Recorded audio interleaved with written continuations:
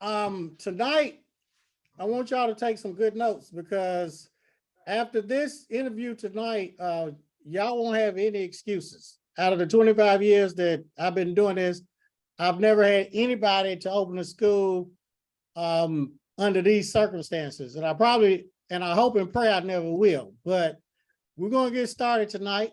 I'm not going to talk a lot. I just want you to go ahead and take over, introduce yourself. We're going to start from childhood and we're going to work our way up. Okay. Hi, everyone. My name is Ayanna Anderson. I am from Aliquippa, a small town right outside of Pittsburgh. And yeah, so I don't know, where do you want me? You said from childhood. Yes, let's start from childhood. What was your childhood like? Oh, I had a good childhood. Very good. Grew up in a 2-parent household. Grew up in church. It was a good childhood. I could say that. Had great parents, siblings. Yeah. So what did you do after high school? After high school, I went to a business institute, and then I didn't really like what I was doing. I went and got an associate's degree in business, and then I ended up going to cosmetology school because my cousin was going. My mother was a hairstylist. My grandfather was a barber, and like everybody in my family knew how to cut hair and all of that. So my cousin was like, why don't you just come to hair school? You've been doing it anyway. You might as well just come. So I decided to enroll. And after that, started working in a salon, and the rest was history. How long did you work in the salon, Ayanna? Oh, before I got my first salon? Yes. Probably about 7 years. About 7. Huh? I liked it. I really did. I worked in Pittsburgh, so it was of course Pittsburgh is about 20 miles away from us. So nice, fast-paced salon in the middle of the city, and we were like, our salon was like one of the top salons in Pittsburgh. Every time we had a hair show, we would win every round, first, second, third, all of it at every single hair show. So my boss was really, she would make sure that we always went to hair shows, make sure we were always up on the latest things. So we were always ready. It was a good time of my life, a really good time. So you worked there for 7 years? I did. Yes, I think from 1994 to 2001, that's when I opened my first salon. And what made you go out and open your salon?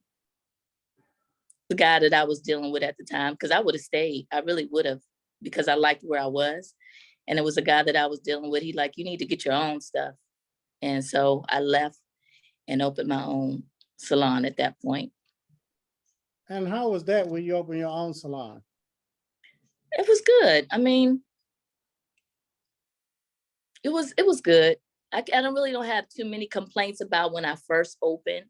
I did not stay open that long because I had I also got pregnant at that time. And during that pregnancy, after I had him, I went into cardiac arrest. I died on the table. I had seizures, strokes. And so I had to close like after that because my memory was like really, really bad. And so I closed for maybe about a year. It was open for 2 years and I closed. And this was a different guy. So the one I started it with, we ended up breaking up. And so I got involved in another relationship. And so one of my friends who I also worked with in Pittsburgh, she was also from Aliquippa, and she had a nail salon down the street. And so she got all my stuff moved from my salon to her salon, to the back of her salon. So I was able to continue after I got well and was able to do hair again. I started back up at her salon. What year was that? Um, 2003. 2003. Yes. And then, so you went back to work, and how was that? It was good. I mean, we argued a lot.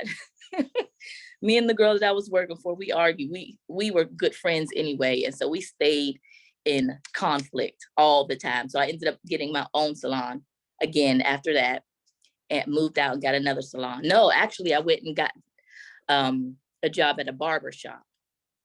And that was a whole experience in itself. How was that?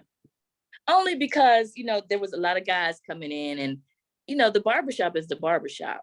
And so all kind of conversations going on in there. And it was a lot for me, because I didn't want to hear all of this stuff, because at this time, I'm gonna back up a little bit. After I was sick and all that, I got saved. And so like my whole mind shift was beginning to change. My character was beginning to change. So, 2 years before that, I wouldn't have cared what was going on in the shop, but I was changing. So it was just too much for me. And I ended up quitting, and I just opened my own salon again. Now, when you got saved, how did you get saved? Did you start going to church, or can you tell us about that? I got saved, right. To be honest, I got saved when I found out I was pregnant, because I really 2001, 2003. 2003. Okay. Yeah. And I really didn't want to have many more children, because I already had two.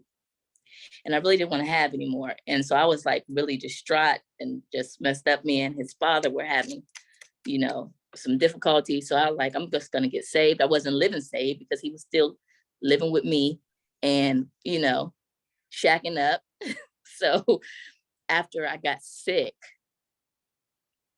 and, God spared my life, I realized, that like, this is really not a game. And so at that point, I said, I'm going to make a change. But the real change came 6 weeks after I had him. My son's father went to prison. And so when he went to prison, I was like, well, he's going to be gone for a while. So, I need to do right anyway. God spared my life. I'm going to live for God. And so I ended up, really going hard after God at that point. And so that's how it changed for me. Okay. And then you started working in the barbershop after you got saved. Yes. How long did you work at the barbershop? Oh, it was short-lived. Maybe about 6 months, if that, maybe 6 months. Did you know when it was going to be your last day? Did you wake up that day, or you No, that day, one of the barbers like got real disrespectful with me, and instead of calling my brother, who I probably would have called beforehand, I said, you know what, I'm leaving. I packed all my stuff up and I just left. I left all my equipment, because I had equipment from my old salon that I took to the barber shop, because he had a room. So I put all my equipment. I said, y'all can have it all. I'm leaving. And that wasn't the owner. That was just one of the barbers that, that worked for him. And the owner begged me not to go. And, it's going to be better. I'll be here more often. And I was like, I can't do it. I have to go. So I left right after that and started looking for me another spot. Did you find another spot? I did. I found another spot so that takes us probably to about 2006, probably 2006 now, 3 years later. Okay. Yeah. And then tell us about that. So that was a little small space that I had. And what ended up happening with that space is they wanted to sell the building. So again, I had to move again. So it was always going from one place to the next place to the next place. And so after that, I then started, let me see. After that, it's been so much, Jen. After that, that is when I got into some trouble. And it was involving with my son's father. And my son's father, like I said, he was already in prison. And they brought charges up against me because all of his properties and things were in my name. So they brought up federal charges against me, and had to go to court. When what they wanted me to do was testify against my son's father. And so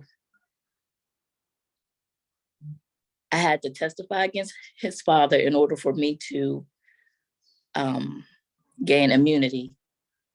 And after that, after I testified against him, they denied my immunity. And so I was facing 20 years in federal prison.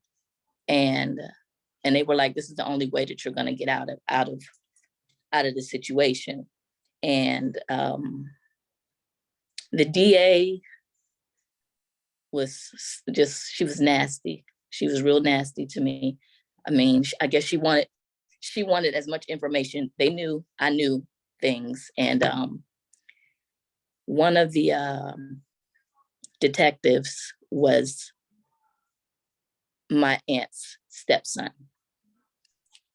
And so he completely acted as if he didn't know who I was. And so they just mistreated me. So what ends up happening, I go and I still have to testify against him.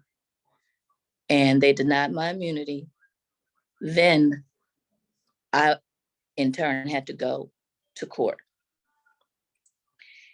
And so my attorney had already told me, you know, you just need to just say goodbye to your children because you're going. You may not go for 20 years, but you are gonna go. And I just want you to be prepared. So I'm prepared as much as you can prepare for something like that, because I've never been in trouble before, you know. And the detective, who was like my cousin, he told my attorney that he was going to come and testify on my behalf. And of course, he didn't show up. Mm-hmm. He didn't show up. And then my attorney, the one who was representing me, he didn't even talk at all. So they began to rate off all the charges and how much time for each charge that I had. And my attorney just was really just standing there and just let them count it down. And the DA, who was so mean,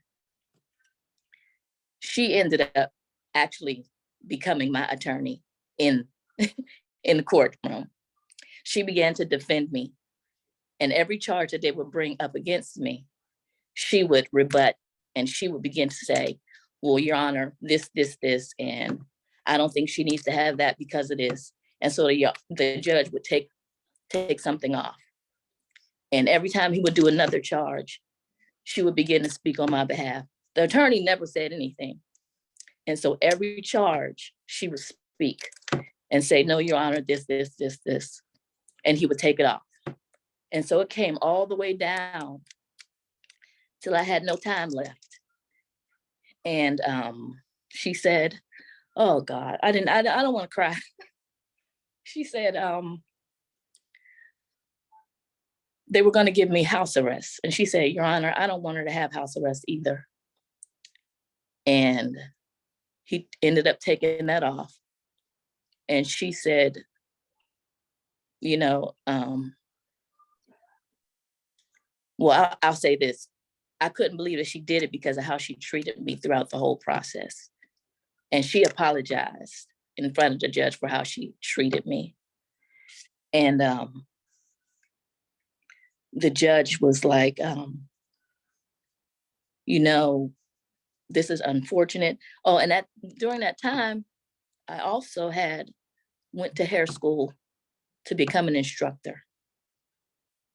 So they asked me, you know, well, what are you doing now? And I said, I'm in school to be an instructor for hair. And he said, I believe that you're going to do something great. Don't let this stop you. I don't want to see you back here in this courtroom, but you are going to do something great with your life. I believe that. So I went on. I didn't get any time. I didn't get house arrest. I didn't even get any fines. She took it all the way off, and he said, okay. It was nothing but God. And, I think about how if the detective would have come, he would have said, I got off because of him, because of his testimony, his character, being a character witness. But God said, I'm going to be the only one that gets glory out of your life. And so he allowed everything to be turned around. And it was nothing but God, because she was a mess. she was a mess. So it turned around, and God gave me a second chance.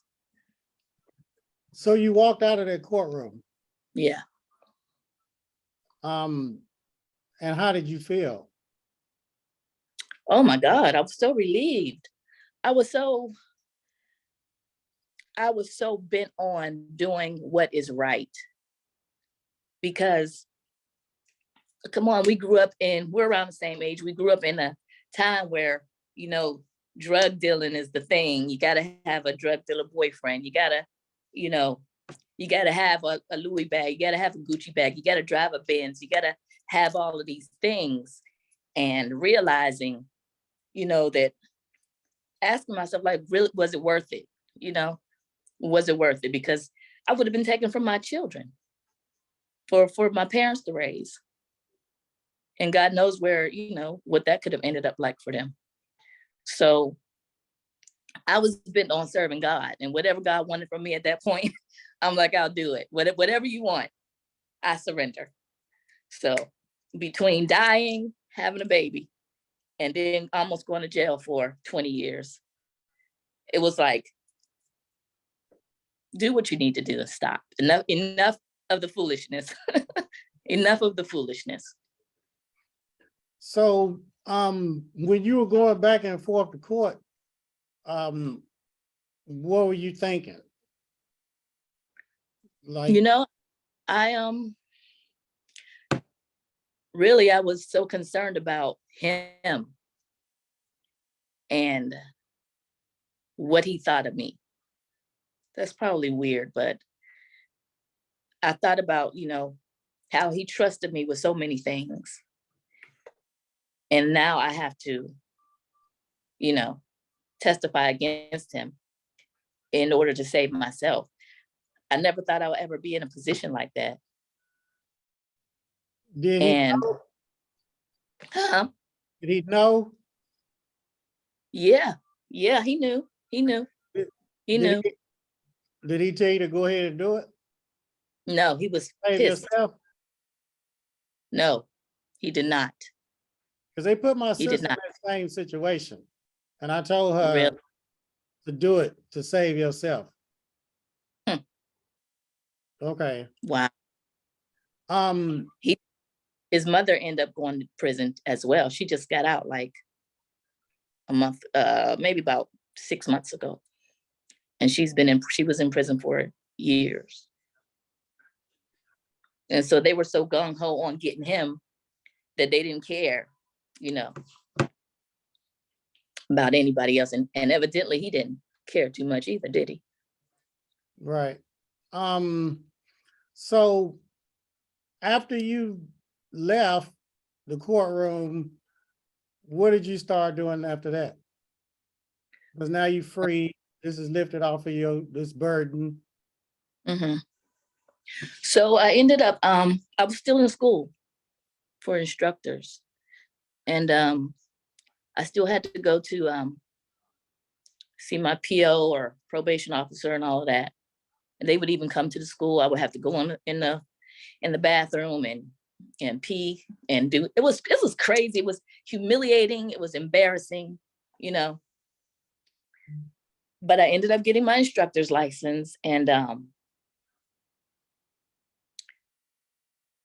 After that, I went to work for someone at a Aveda that had a Aveda salon. And I worked for her for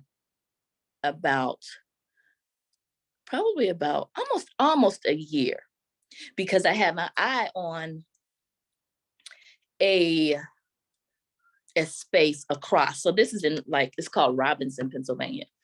And it's about 10 miles from Pittsburgh and about 10 miles from Aliquippa. But there's a big mall, stores everywhere, plazas everywhere. And it happened to have been her old space. She moved into a bigger space. So I have been looking at that. Now, when you interview, they always ask you, so what are your plans? What do you want to do? And I said, well, I do want to open my own salon again. And she was okay with that until I told her when I was about to leave that I was opening in her old space. So, she was very, very upset, called me names. Like I plotted on her. I'm like, it's an empty space. It's been open for 2 years. How did I plot on you? So I ended up taking that space. And I was in that salon I signed a 5-year lease. And the lease, I was paying $4,000 a month for this space.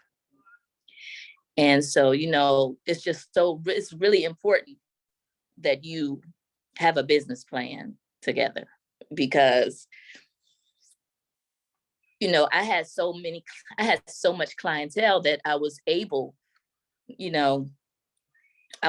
to make the payments, but then I started struggling because I hired more people, but every time I hired someone, they would quit or they would cause trouble. They didn't have the same drive as I had. So I was burning myself out trying to continue to make the payments and still make payments at home. So you got two. You got your salon payments and you got your house payments. You got light, water, gas, overhead, all of that. So it was just too much. And so at the end of that 5 years, I let it go. No, in between that, I opened a second salon. So I had 2 salons at the same time. And, just not being able to keep good people, they would come and they would go, come and go. It was like a revolving door. So I ended up closing the big salon. And then I just stayed in the small salon. Then I ended up closing that. I'm like, I need to, I have so much stuff in between there. Like I even went back to my other salon in Pittsburgh where I first started. I forgot, I went back there and I was there right after I left the barber shop. That's where I went.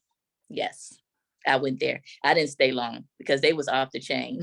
They was off the chain. They still my girls, but they didn't change. I changed. So it wasn't like I knew them, but it just showed me how much I really had changed because they were still with all the crazy stuff. And so I ended up closing both of the salons at that point.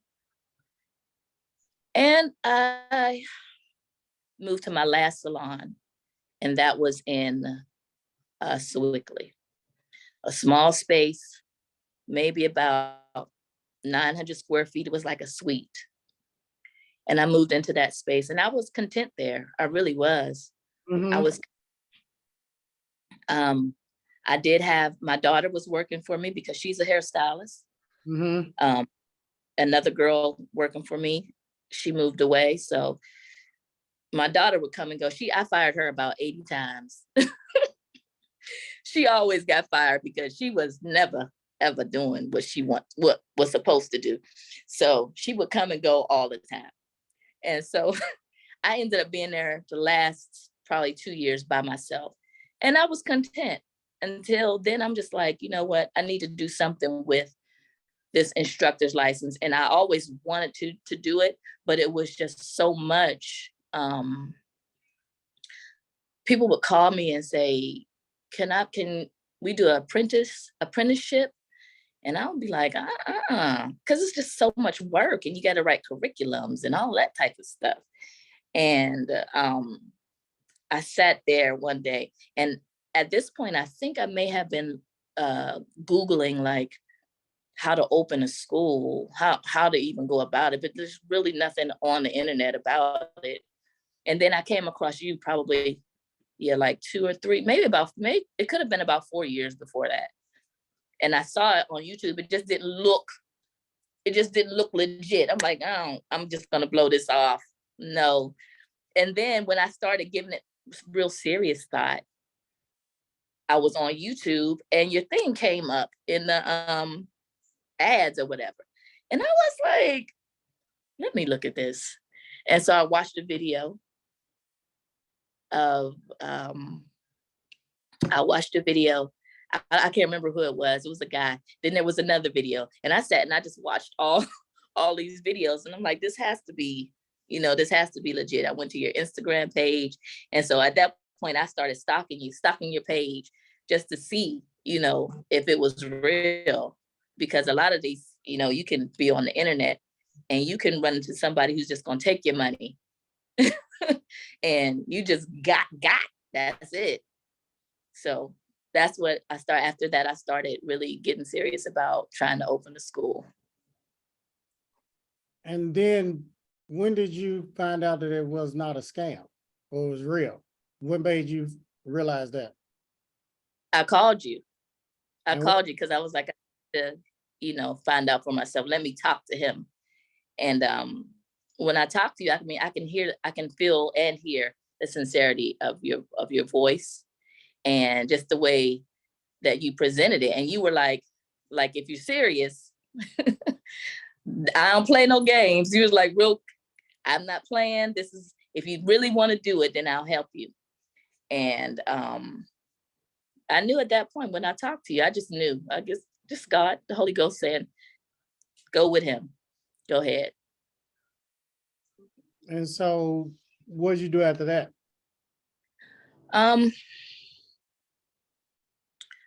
Well, I called you and we talked about it. You told me about the cost and all of that type of stuff.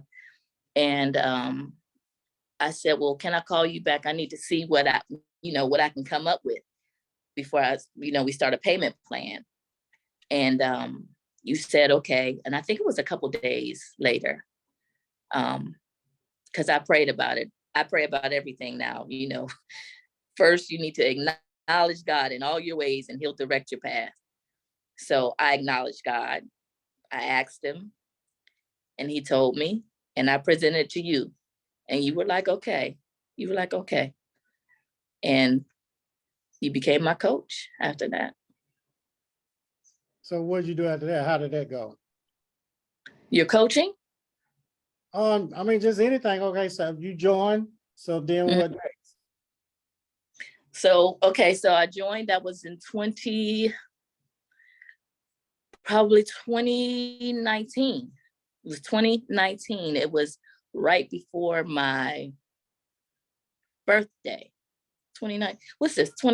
It's about to be 2023. So 2019, I joined. It was right before my birthday. And I opened my refrigerator. I still have this picture. I opened my refrigerator and I took a picture because I had no food in the refrigerator. It was like a carton of milk. It was like 3 things in there. And I'm like, I'm going to get this man the only thing that I have left. And I did. And so after that, I started going through the different modules and all of that. And I started looking for a place. And I still had the salon at that point. So then the pandemic hit, 2020 pandemic hit in March. And so, of course, we were out of work for a long time, but I was, doing your modules and all of that. Then I found a place, and it's in our mall, Beaver Valley Mall. And I found that place, and I thought that I was going to be able to be open by, I think I found it in June. When everything opened up, I think I found it in June or July. So I didn't sign my lease until like maybe November or October, something like that. And so I'm thinking, you know, that, okay, I'll close the salon. So that January, I closed the salon. So they knew at the place that I wasn't going to be starting right away. So they gave me a leeway in there. Because, you know, malls are closing down all across America. They just look like, I don't know, savage yards or something. So I closed my salon in January 2021.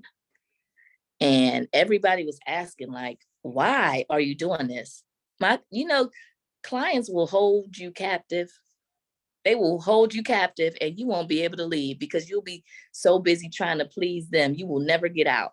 And but I had been telling them before I said I was going to do the school, I kept telling them, I'm going to be stopping. I'm not doing this for the rest of my life. And they're like, well, what you going to do? Like there's nothing else. Like there's nothing else to me. You know, that's what you do. And that's all you're ever going to do. And I'm like, I said, I don't know, but it won't be your hair. I need to do something different. My neck, my knees, you know, and I have been blessed. My knees don't hurt that bad, but my neck starts to strain sometimes when I'm bent over, you know, washing hair or being in the same position all the time.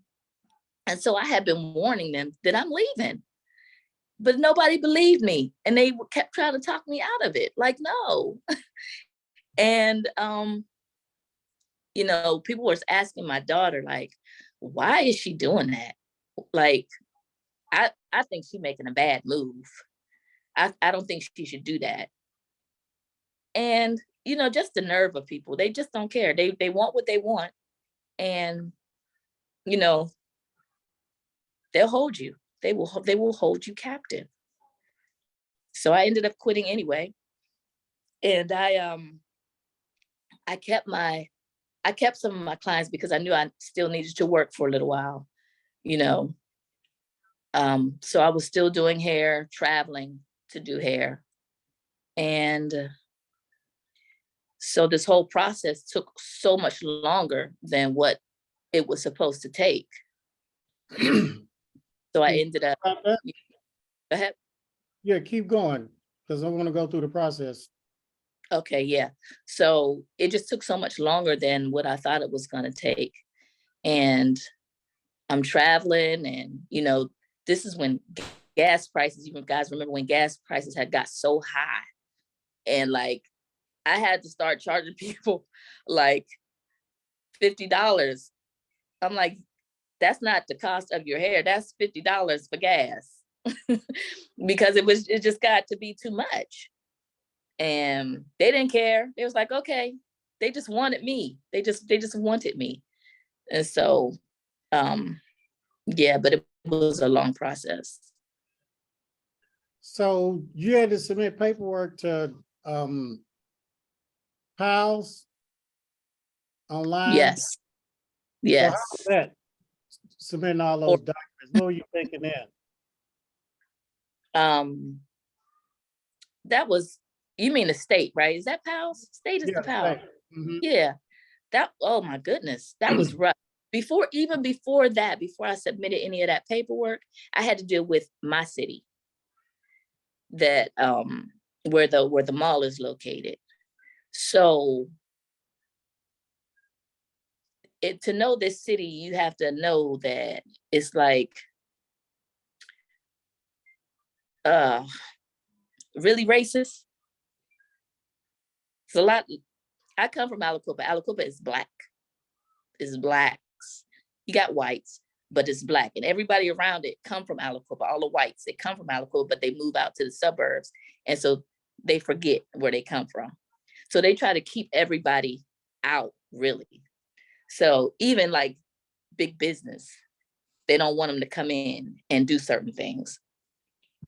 So me even trying to get a permit was really hard.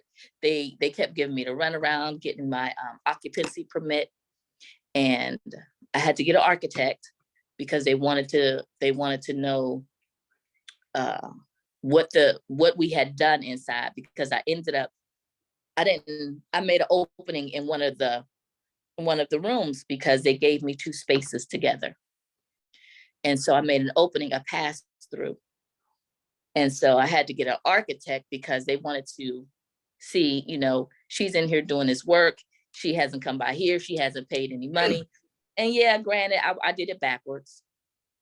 But because I did that, they gave me a really hard time. And it took probably about 5 months in order for them, before they would even give me an occupancy permit. So from August to February, that's how long it took for them to say yes and to come out and do an inspection. So that's about 6 months. Mm-hmm. And so after that, I started submitting the paperwork for the state board, the PALs. And they kept saying they weren't getting any of the information. Everything that was uploaded, they kept saying, we're not getting it. We're not getting it. You got to do it again. And I'm like, I know they're getting this stuff. And so from February to, I think it was April, maybe April's 8th, around, and sometime in April, they still would not, say anything. So what happens is, apparently, they make you wait 8 weeks before they even assign someone to look at the paperwork that you submit.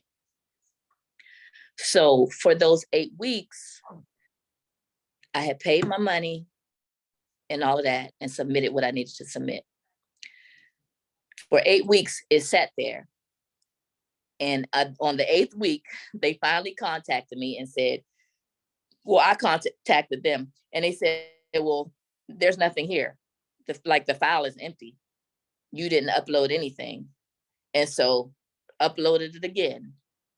It's still not here. So at this point, I'm calling every day. So then I called you, and then you started uploading the documents. And they still kept saying that they're not getting the documents. So I ended up going to the congressman, and so that they could be a liaison between me and the state, because it's just like taking so long. And they went to Harrisburg, and everything was going okay. They went to Harrisburg, spoke to the people, and then they said that I needed to upload again. So we got on the phone, me and you again, and you uploaded again. And they were like, well, we got this, we didn't get this. We got this, we didn't get this. So, they just kept giving me the runaround and did not really just didn't want me to open, I believe, because it went from February till now. It is now December. So, yeah, when they said it uploaded or they didn't get it, how are you feeling when you were calling me? I felt so defeated. I really felt like, they were really trying to sabotage me. Because how are you not getting anything? And then they went back and said that I didn't even pay. And I had my receipt. I'm like, this is the receipt. Well, we don't know. I have to look. She was like, well, I have to look for it. And I said, well, I'm going to send you this receipt. I'm going to email this receipt to you. So what ended up happening is when I first started uploading things, their system is out of date, I guess. And I was uploading things and they said, well, you can't do it from that portal. You have to open up a whole nother account. And so all these weeks I have been doing things, no one said to tell me, no one figured, decided to tell me, well, this is a wrong portal. You need to upload it to this portal. And I'm like, well, why is that? They was like, well, we don't know. We don't know why that is. You just have to go in. You have to start all over again. That's what they told me. So then when we started all over again, they still weren't getting anything. So it was rough. I felt like they were sabotaging me purposely. Just didn't want me to have it. So how you feel the conversations went every time you were called? With them? No, you would call me because you called me a bunch, a lot. I mean, you were doing all that you knew to do. You knew how to upload. That's why I was like, well, maybe I'm doing something wrong, because listen, I do hair. I'm not computer savvy. I don't claim to be. It's hard for me. And then you might tell me something. And like I said, I had strokes before. So sometimes my memory, you might tell me to do something and then I forget how to do it or forget how I did it the last time. So I'm like, let me just ask him, can he do it? Because I can't. So I knew it wasn't you. I was very pleased with how you handled everything. And then you even got on the phone and talked to them. So, you did everything that you possibly could do in order for the ball to continue to roll. So I was happy about that, because I didn't know what to say. This is my first time doing it. So I was at a loss for words. I really didn't know how to deal with them, because I wanted to tell them off so many times. Okay, so keep going. So where was I at? Okay, so what was we talking about, Jan? I'm sorry. I lost my train of thought. We uploaded the documents and then we kept uploading them. So we finally got them uploaded. Then they said they didn't get this. So we'd upload that. We got them on the phone. Then we kept moving forward. Yeah, so we kept going. Oh, and then, okay. So we probably need to go back. So when I got the space was 162 square feet too small. And this is important because you really need to pay attention to what Chin is saying, like really. And when he tells you, make sure that it is what they are asking for. Everybody's laws are different, how much square footage you need. So it was such a good deal what they were giving me. And I'm like, okay, so it's just 160 square feet. I'm like, oh, I can get around that. And but then I kept reading the law, and it's important that you understand the law, understand what you are reading, because a lot of the words, it can kind of sound like, like it's right, like what you're reading. I read it over and over and over again. And to me, what it was saying is that if it's for 25 students or less, you can have the or less, if that makes sense. So I misread it. So I finally took it to the attorney and he went over it with me. But by this time, it was already too late, because I had already, gotten a space. I had paid my security deposit and all of that type of stuff a whole 6-7 months before that. So I was just late with everything. So he was like, oh no, it has to be 160, all of the square footage or more. And so I was just like, you know what, I'm just gonna trust God, because I did it. It's nothing I can do. There's nothing that I can do about it now. I can't get my money back. I can't get out of this lease. So I'm like, God, you're just gonna have to move on my behalf. As ignorance, Lord, forgive me for ignorance, because I did it backwards. I should have saw the attorney first. I should have talked to Chin about it first, but just moving out of time. And you had to write a letter. Huh? You had to write that letter. Yes. So I ended up, so you can apply for a space variance. And I had applied for a space variance before because my second salon, the bathroom was on a different floor. So, you know, I've applied for a space variance before. It says anything within reason, you know. So I'm like, well, 160 square feet, that's so small. That's within reason. And I'm making myself believe that this is within reason. And so I ended up writing the letter and they denied it. They said no. And I really believe that they said no because I had got the congressman involved twice because it was just drawn out too long. And I kept going back to the congressman, see what's going on, you know? And I think they were just fed up with me. And so I wrote the letter and I said, and they told me no. And so at this point, it's like, what are you gonna do? So I asked you, and you were like, well, we can, you know, we can draw it up in such a way that it can be we can include 160 square feet. And I'm like, oh no. Okay, so no, before that, we got to back up, Chan, because before that, I had to submit that. And you were like, well, we can do the 160 square feet. We can put it in there and just add it in. I said, I can't do that. And I said, I can't lie. I can't lie. I said, and I wrote in there, I said, Holy Ghost will not let me lie about this. And you're like, no, it ain't lying. We just gonna fix it. So, and I'm like, I can't, you know, I have to trust God. And if he brought me this far, I done spent every dime that I've had into this. I have to trust him. And so we submitted it. And that's when they came back and said no. And in order for me to appeal it, I would have to appear in Harrisburg, which is 4.5 hours away from Pittsburgh. And I would have to appear. I can bring an attorney.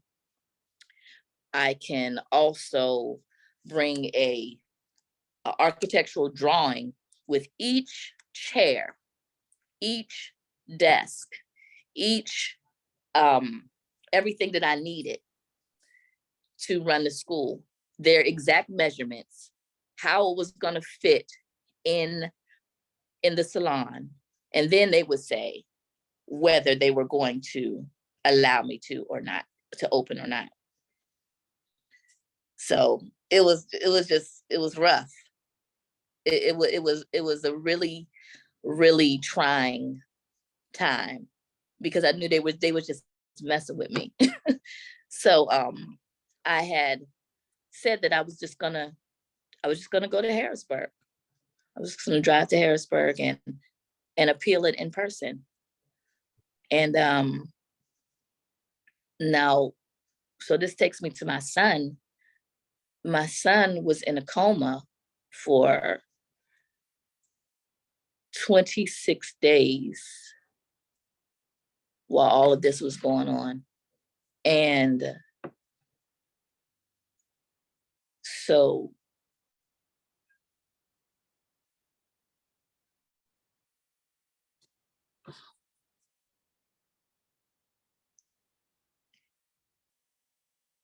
That's okay. Take your time.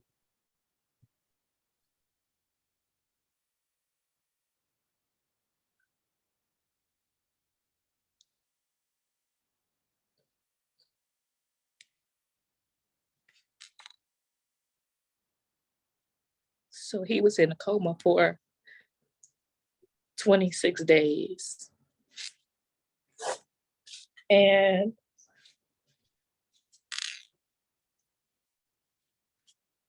I was supposed to go to Harrisburg to appeal it.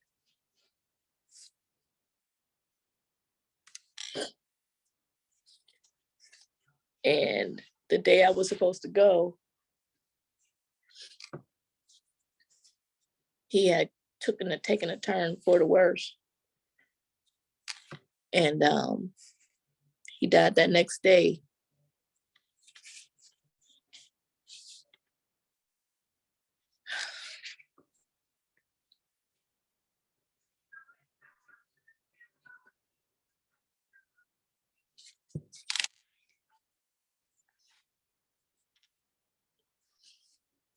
So so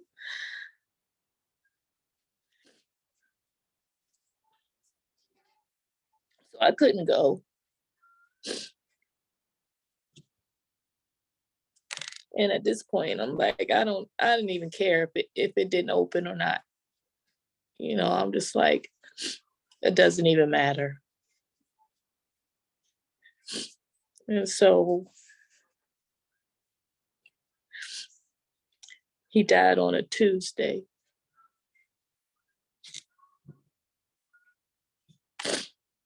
Oh God.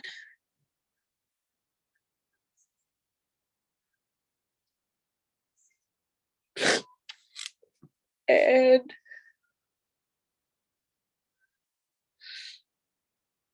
he died on a Wednesday. And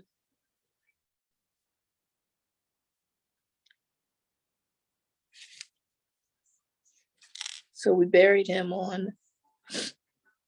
so we had to wait a week. So it was a Saturday. His funeral was on the Saturday. That Monday, we buried him on that Monday, but the funeral was on Saturday. So I'm like, oh my goodness, because they gave you 30 days to appeal it in writing or appear to appear in court.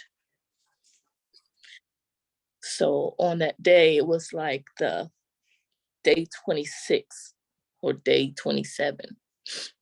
So I woke up and I'm like, all right, I'm just gonna appeal it. If they say no, I don't have nothing else.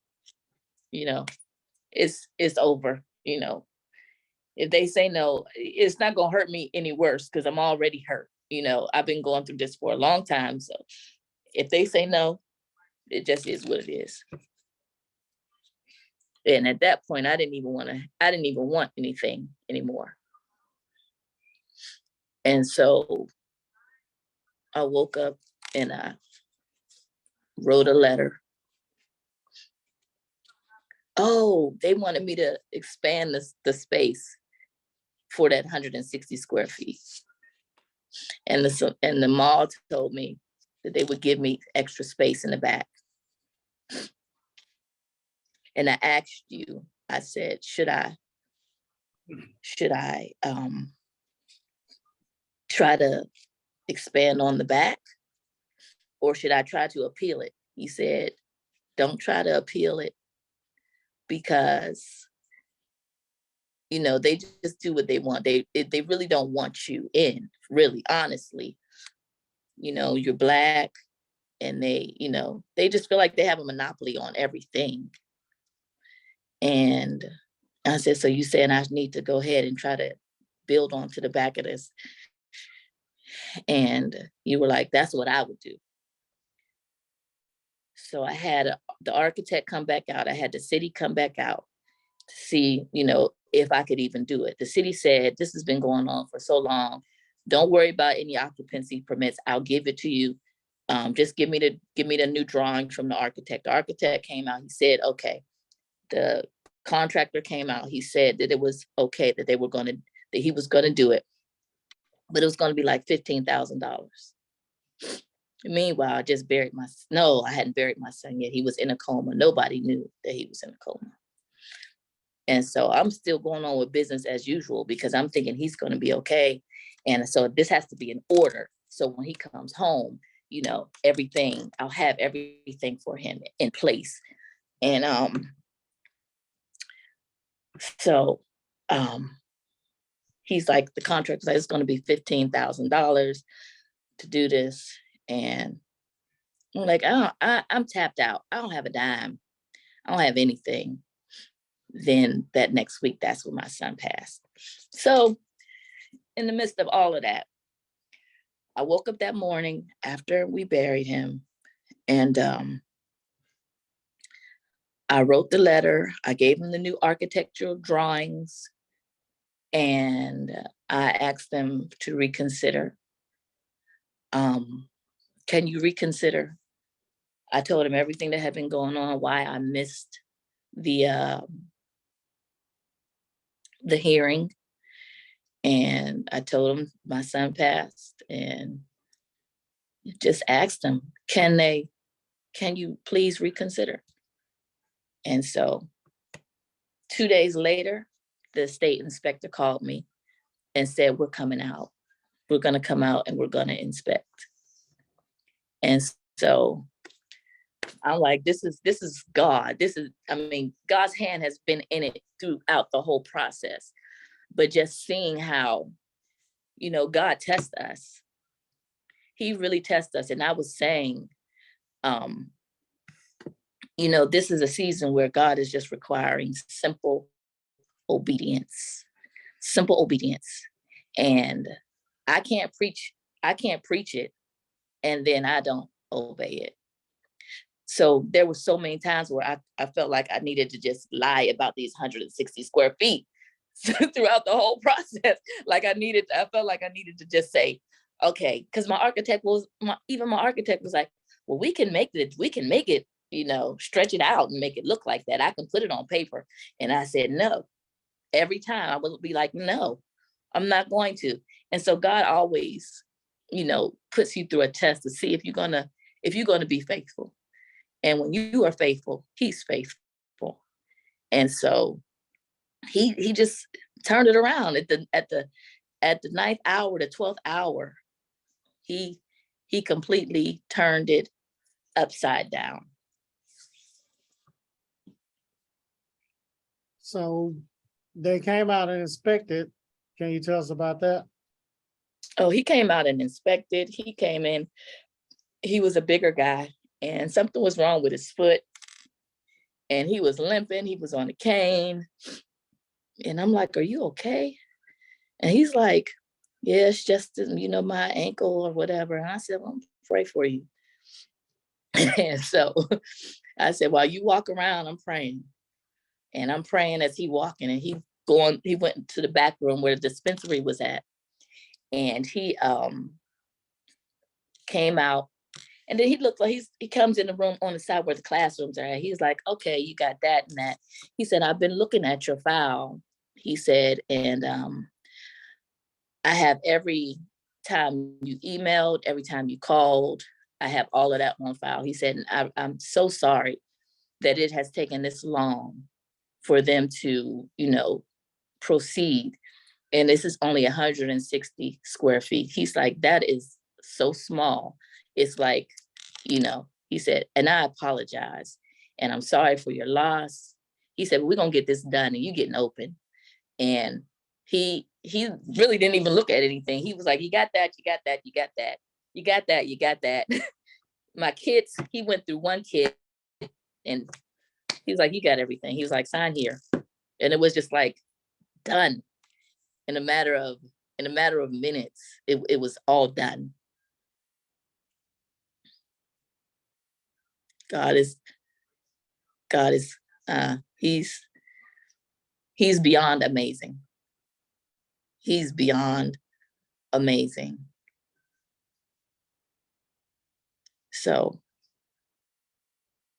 just when you think that it's not going to work, here he comes and he does what he said he was going to do. The fulfillment of what God says. If he said he was going to do it, he's going to do it. But it's really a matter of you staying the course and trusting him. Because if I would have put my hands in it, it would have been all messed up. If I would have allowed the enemy, because, we're used to doing what we do and getting things done. And if I would allow that same mentality or mindset, I would have messed it all up. And then I wouldn't be able to start. It might have gotten open, but then it would have, probably just crumbled. It would have backfired in some way, shape, or form. In some way, shape, or form. I just don't I don't play with God. And when he tells me something, I listen. And when he speaks firm, like don't, I have no choice but to trust him. You know, I have no, he's been doing stuff for me forever. And so I've learned to trust him, and I've learned to obey. I've learned to listen to his voice, no matter how hard it gets, learning to listen, paying attention, because we can make up in our own mind what we think he's saying, but it's really our own heart that's speaking, and we're not really listening to the voice of God. But when you know his voice, you'll listen and you'll obey, because you know he's not going to leave you out there to dry. He said he wouldn't make his people ashamed. He told me, he said, I'll never make you ashamed. And that's the word of God. I won't make you ashamed. You're not going to put me out there in front of the people. You know, I say, I'm about to open this school. Everybody's telling me not to do it. I got videos, you know, I'm on there doing little videos, taking pictures and all of this. And then for me to be embarrassed in his name, he's not going to do it. So, you know, God is he's just good. He's good. And I got to this point, you know, when I thought about it, I was so happy. And, you know, being that my son passed, it's like, a lot of times I have to find the joy in it, even though I know it's a joyous occasion. It's a monumental moment. But, you know, the enemy trying to steal it from me, because I feel like I shouldn't be happy when I am happy. I'm elated. Like, it's indescribable, but it's a hard time for me, because I want to just jump up but it's hard. It's hard. And my son said to me, maybe a week before I took him to the hospital, he said, can I come and work for you? I was like, absolutely, you can. He was like, because I was thinking about coming back home and maybe I can come and work for you. I'm like, you sure can. And then he just was like, he said, Ma, you're so dope. You are so dope, man. You took it to a whole nother level. Like, people are opening salons. Nobody's opening schools. He's like, you are dope. I'm so proud of you. And it just made me feel so good, you know, that he thought that of me. So, you know, God is able, and he's faithful. He's faithful. And you've been good. You've been good to me, Chin. You've been patient. And I know I called you 80,000 times, but you've been patient. You know your stuff. And it's just really good to know that you're not just concerned about money. You're not just concerned about schools. You are concerned about people. Like, you have a heart for the people. And you put me on your prayer list. You put my son on your prayer list at church. When I told you, you said, I'm going to put him on the prayer list. And so you have people praying for him. You didn't have to do that. I don't know who gets real personable. And you're personable. And you had the people calling me. I'm like, I don't even know these people. They're texting me, you know, sending their condolences. And you're just all around good. You're good people, you know, good people, and you care. So, and you know your stuff, like, you know. And I'm so sad that I did not, you know, follow everything that I was supposed to follow. And sometimes you think you know, and you don't know nothing. I ain't know a clue about anything. And so, yeah, it's important that we need to listen to everything you say. You said something in one of your videos, a couple of your videos. Don't change anything in this that you read. Keep it, whatever I put, leave it there. I know some of y'all gonna try to change these words. Don't change the words. I'm giving you the blueprint. You give us the blueprint, and just following it. That's another thing for people who know it all. Yeah. What made you not give up? Quit? God. It was God. Because I really had checked out of here mentally. I had mentally checked out, and I didn't care about too much of anything anymore. I had really checked out.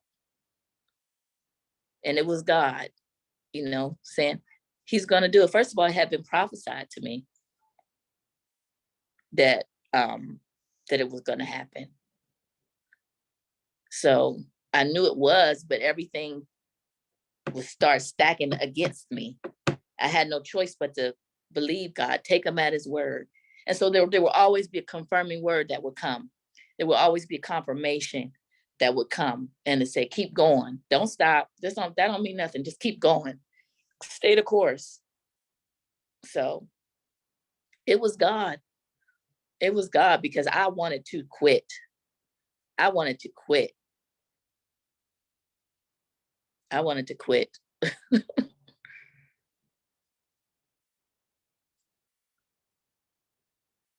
So now running the school, how's that been? Well, it hasn't started yet, because I guess got my inspection on December 7th. I did my ribbon cutting on, I think it was last week or week before last. I have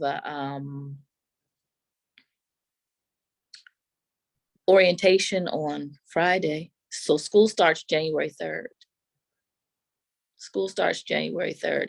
And the thing about it being so long, I lost a lot of students because it just took, 18, 20 months. They ended up starting to go other places. So now I got to recapture, what was seemingly lost. But I know God was going to restore that too. So I have about maybe 6 who have enrolled to start on the orientation on Friday and to start classes on Tuesday, the 3rd. 6 is good. I started with 0. Did you? Yeah, I remember you said that. Yeah. I'm like, I gotta get some people in here because they didn't went up on my rent. They didn't went up on my rent. It's like, you got to do something, sister. And I'm like, and God got that too. The people from the mall management ended up writing a letter to the realty company. He ended up writing a letter, on my behalf, saying, you cannot kick her out. You cannot evict her. She's going through this, she's going through that. The state is holding her up. The city has held her up, and they allowed me to stay. It was just God has just like been and had his hand in everything. I didn't even know that the mall, because the mall has gone through 3 different managers since I've been there in these 2 years. And so now they have another guy, and he wrote a letter to them. So it's been, it's been rough, but people have been in my corner. And the people who walk the malls, you have the older people who just walk to get exercise. And this one couple came over and was like, well, what's going on? When are you opening? And I'm like, I would tell them, I don't know. And so they know a lot of the story that was going on. And one day she came by, her and her husband came by, and she put $20 in my hand. She was like, just go have lunch. Everything is going to be fine. God is going to take care of you. And, so God always had somebody who was there to speak a word, always when you just feeling down, God brings somebody to speak a word into your life to cause you to keep going. Don't stop, You right here. You're right at the break. Just don't give up. And what made you want to open a school? Because I want to give back. You know, I want to be able to, I was a teen mom, you know. I had my daughter when I was 17, on welfare, living in the projects, and went to hair school, went to work, catching a bus, and nobody really to be the mentor that I needed and, you know, give me the guidance that I needed at that time. And so I want to be able to give them something that I did not have. You know, I want to be able to put a bug in their ear. I want to be able to see them, you know, help them to gain employment, you know, and be a stand-up person. Everybody don't have that. And so just to be able to pour back into the young adults, these young women who are just living this fast life, and to be able to tell them something that I've been through, you know, while educating them is what I've been wanting to do for a long time.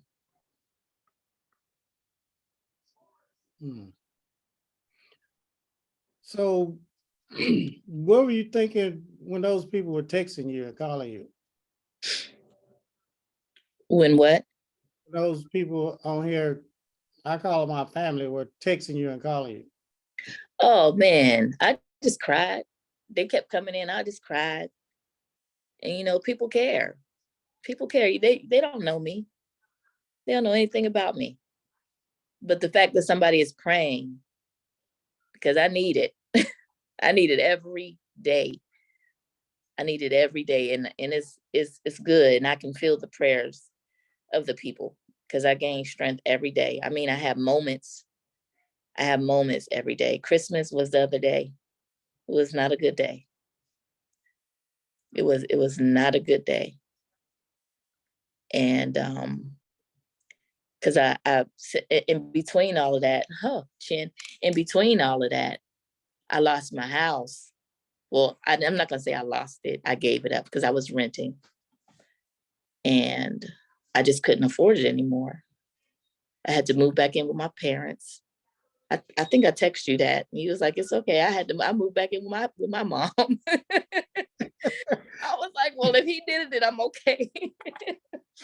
Yep. He was like, "It's gonna be all worth it in the end." And so I had to move back in with my parents, and my car. I had gotten a car at one time. I had bought a Infinity truck. Someone hit me and totaled it. So I always had kept my old SUV, my Aspen, and I kept it. And now it just was on its last leg. So I don't have a car. I'm like, I'm homeless, God. I ain't got no car. I don't have anything. And so Christmas, I stayed in my room. It wasn't anything to really celebrate, you know. And so now, like, feeling their prayers it's good, it's needed, it's needful, and we need to have people who are praying for us. Because what will we do? What will we do if nobody spoke into our life? What will we do? Yeah, I feel the strength. So I'm living off of the strength of the saints. I'm living off of the strength of the prayers. I'm living off of that. And so every day it gets easier. And it's, you know, I think some people want me to be at a certain place. Some people may want me to feel like I need to be further along. But it's, you know, it's just hard. This is a hard place. So I'm glad that the school is opening because it'll occupy my time where I'm not just sitting thinking about him, you know? Mm-hmm.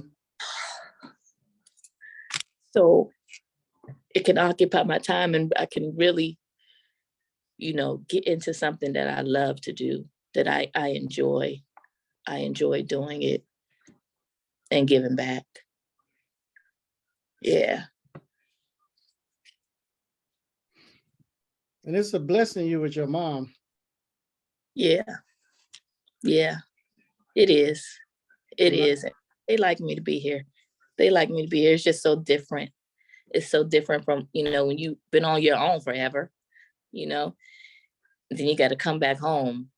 It's humbling. It's very humbling. And, I probably should have come home sooner, because I was living in an area, like a really nice, affluent area, because of the schools. Because Aliquippa it's a really bad place, like crime, drugs. And right here where my parents live at, I'd say probably about at least 4 or 5 people got shot in front of the house, killed right in front of the house. And so I did not want to come back here. I did not. And I can't wait until I'm able to get them up out of here. I mean, that's my dream. I got to get them out of here. And I got to get them out. You will Yeah. get them out of there.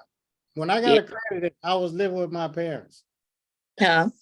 When I got accredited, I was living in a little room with my parents when I got my accreditation. Wow. But you will get them out of there. Yes. Test us.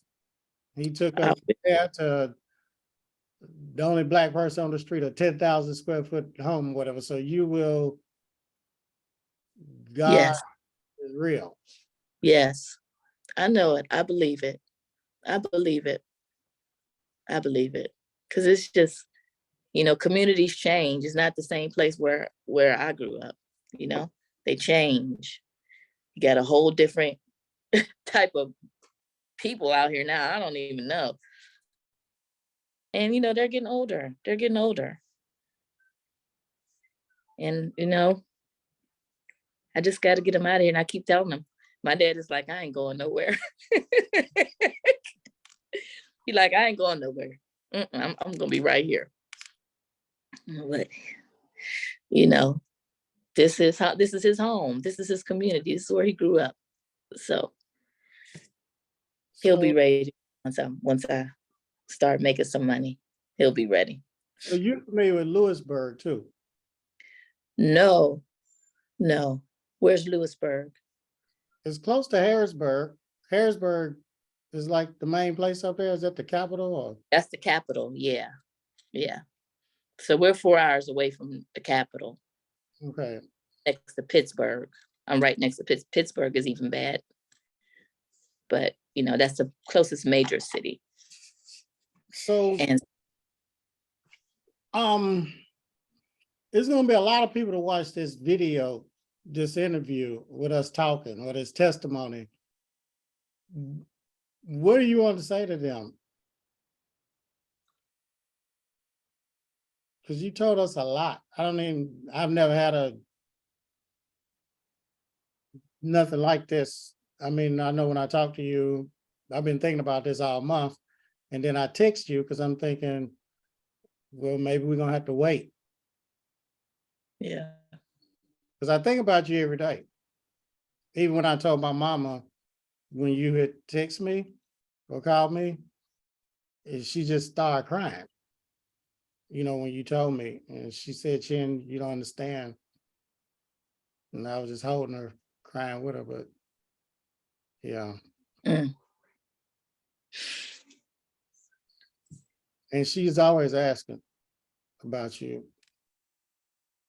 Because I had a girlfriend with your same name, because that's a different name.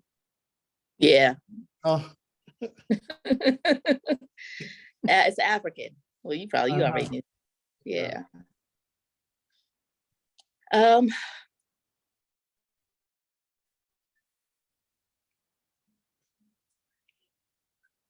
Chin, I just really just want everybody to know that you can do it. Anything that's worth fighting for, your dream, if you really want it, sometimes you got to fight for it. It doesn't come easy to everybody. Some things you got to chase down, throw it down, rope it up. You know, everything is not easy. And those things that are not easy, that's when you know you got to do it. You got to work at everything. Some things are just always a fight, but it's not going to always be like that. And I believe that, you know, that this life, everything that I've gone through in life was because of just what that judge said. You're going to do something great. I believe that. I believe he was prophesying to me and didn't even realize it. You know, you're going to do something great. You're going to be something great. So your life can be changed around in an instant. We lose things, we lose people, but God is faithful. God is so faithful. And if you want it, go get it. Don't stop. Because it's easy. It's easy to stop. It was so easy for me to quit. I'm telling you, the enemy made it easy for me to quit. Every obstacle that he threw at me, it was like, you might as well just quit. It's not working. It's not going to happen. Why you keep doing this? You ain't got no money. You done lost everything. You might as well stop. But God's voice is so much stronger. And when you're living for God, like I said before, he said he'll never make his people be ashamed. Never. So if you want it, go get it. Don't stop. I don't care what's going on. I don't care how hard it gets. Because I felt like I was Job. I felt like Job going through this thing. But he came through, you know. Job lost some stuff, but when he got it back, it was more than he could ever imagine. Not that you want to have to lose a child to have something, because I can't even enjoy it with him. But some things you know you go through. Some things in life we go through. Some things we bring on ourselves. Some things God, you know, allows us to go through, because he's always making us. He's always making us. And every opportunity you get to obey. Every opportunity that you have to make the right decision, make the right decision. Because how we want God to do something for us, but we're gonna go behind his back and do what we want to do. And then we mad at him because he didn't come through. But you didn't do what you were supposed to do. That's just how God is. That's just how God is. And I know with the calling upon my life, I can't compromise. I can't do things like that. And the Holy Spirit hand is so strong upon me that anytime I get ready, even start thinking crazy, it's like, no, get back over here, get in line, do what you're supposed to do. And it may not be like that for everybody, but I know if you serve God, you got to do what's right. You got to live right. And not just out of your mouth, but really live it. Really, really live for God. And that probably answered a whole bunch of stuff. But I want the people to know that you gotta do what's right. You gotta do what's right. And on top of that, follow Chin. Don't waver to the left and to the right. Listen to the man. He knows what he's doing. He knows what he's doing. Been in it for too long not to know. Don't assume to take upon your own self to do something that he told you not to do. You're going to be jacked. You're going to be jacked. So, you know, God is good. And it's good to have someone who also knows God. It makes a difference. Someone, you were speaking the same language that I was speaking when I talked to you the very first day. You were talking God. And when you start talking God, it awakened in me. Yes, this one. So you want people in your corner who believe what you believe, who are saying the same thing that you're saying, who's not in it just to take from you, but also really want to see you succeed. And like I said, he's not just the coach. He becomes personable. He becomes like family, someone who's praying with you, praying for you. You know, that's rare. That's rare. People don't have time to be doing that. They just want you to get on here, get on this call. Let me show you how to do this and be done. They shut you off and shut you down. But no, this is family. This is family. Family does that. Family makes calls. Family prays. So you're not just getting a coach. You're not just getting a coach. You're not just getting a mentor. You're getting family. Somebody who truly cares. Yeah, I appreciate you. I truly, you have been more than patient with me. I appreciate you, Chin. I do. And I declare, I prophesy to you that this next season of your life is going to be the best season of your life. Greater opportunity, new opportunity, more money, more love. Everything that you have desired, God is going to do something. He's going to move on your behalf. Your concerns, your prayers, he's going to move on your behalf. So greater, Chin, greater. I'm talking about blow your mind greater. And you don't think that they can even get any better, but it can get better, and it's going to get better. It's better for you. Well, y'all, you all make me happy. I mean, I do this for you all. I mean, for you to keep going, and every time y'all open a school, I mean, that brings me joy. I mean, Daddy Chin, you Daddy Chin. I want it so bad for y'all. I mean, yeah. I do. All y'all got my personal number. I mean, there are a lot of people out here that I guess have programs or whatever, and they won't even give you their personal number. They won't even let you call it. But I truly love y'all, and I'm passionate because I don't have to do this. I mean, yeah, God has blessed me way beyond measure, stuff I don't even talk about or whatever. My mom's here. I mean, I only ask God for one thing. When I got out of prison, let my mom live long enough to see me turn around. That's all I wanted. Yes. But for you all to open schools, that's joy. I mean, because I know what's ahead for you all. When y'all accredited, I just know.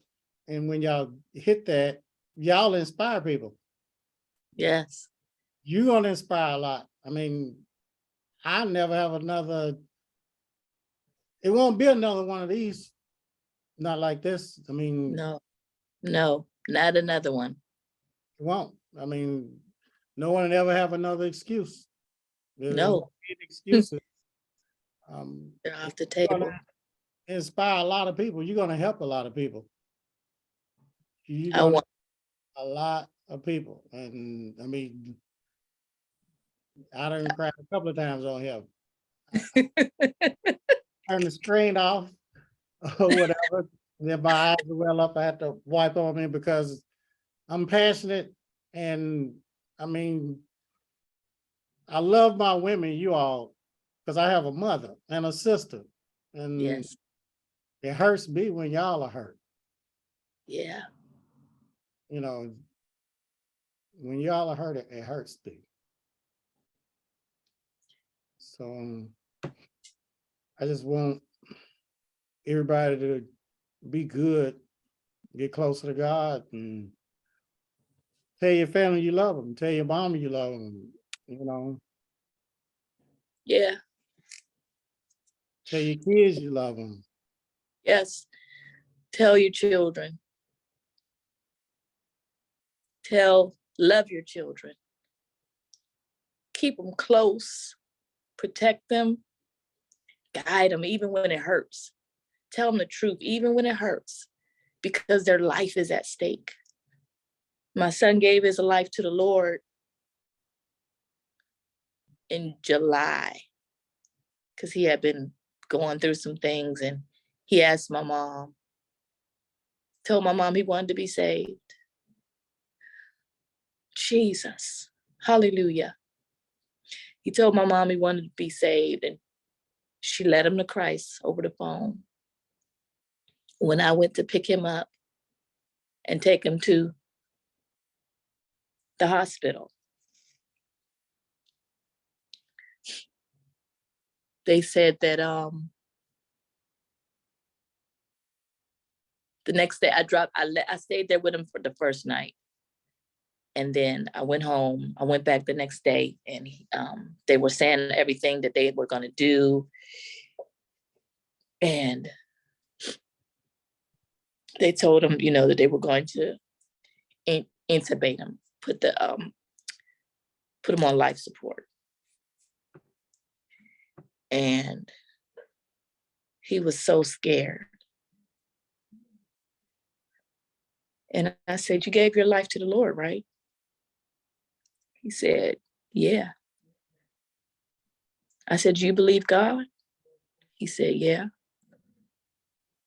And we prayed, and he rededicated his life right then. And I said, "Sonny, no matter what happens, you are saved. God loves you. He loves you." And the fact that all this time he saw me when I was at my worst, when I was a knucklehead, he saw me. And when I changed my life, he saw me. He saw my character change. And the fact that he knew where to come when everything else got so heavy, that he remembered what I poured into him as a child, when as a teenager, when I was able to, speak over his life and present Christ to him, though he didn't want to hear it, because they never do. I didn't want to hear it.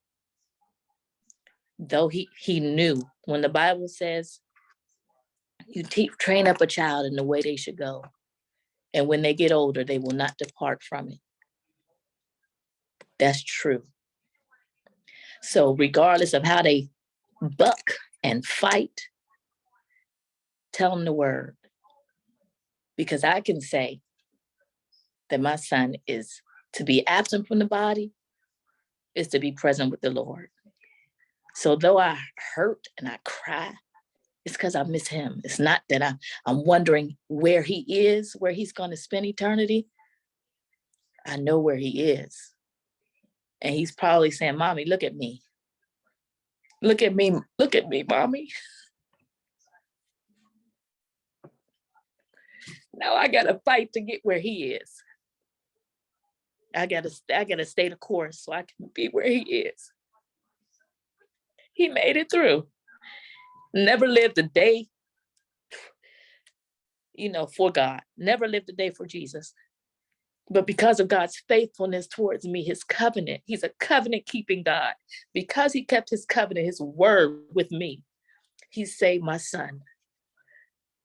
So I'm sorry, but he's a covenant keeping God, and he cannot lie. So regardless of what you people may be going through with your children, don't stop. You got to ride it out like you're on a horse. Ride it out and tell them the truth. Tell them the truth, no matter how hard it may seem. They need to know the truth, and there's an afterlife after this. And God's love for them is real. He's real.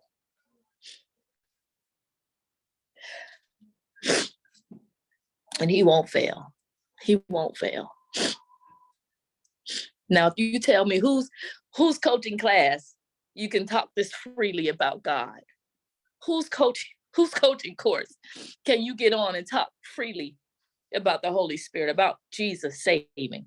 Who's? Chin, this is a ministry. This is ministry. What you do is ministry. And I pray it increase. And everything that you have in you, that you begin to pour out from your spirit to each and every one. each and every one, continually, that your well don't get stopped up, but it keep flowing and it keep giving, because it's producing life, life-changing experiences. God is good. Chin, you're good. Thank you. Thank you for allowing the Lord to use you in these platforms. They don't do this anywhere. God is good, and I thank him for you. I do. Your school's a ministry. I always tell everybody the school is ministry. Yes. Yes, it is, and it will be continually.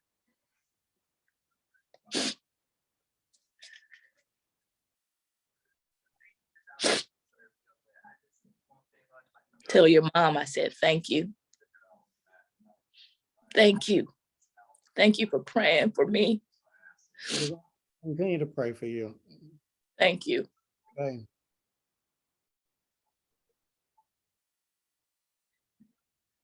To be able to be touched by what other people are touched by, that's a gift. That's a gift, to be touched by the feelings of my infirmities. Thank you. And everybody on here, thank you for praying. Thank you so much. We're going to continue to pray for you. You got a lot of people on here. Some has lost their mother, Jerome and Drew in New York. But he's and Michelle Barnes, she lost her mom, but nobody's lost a child. And I pray for all of y'all every day. Yeah. Thank you, Chin. Thank you. And I pray nobody else on here or associated with your programs ever have to lose their child. So we bind that up in the name of Jesus, that not another one. Mm-hmm. Not another one.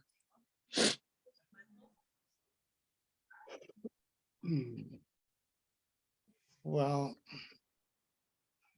I don't know. I don't even want to ask you to answer any questions from them. I mean, maybe we can come back up, because I know they probably got 1,000 questions for you. I'm sure. Yeah. Oh. What song gives you strength? Because that's what I want to play tonight.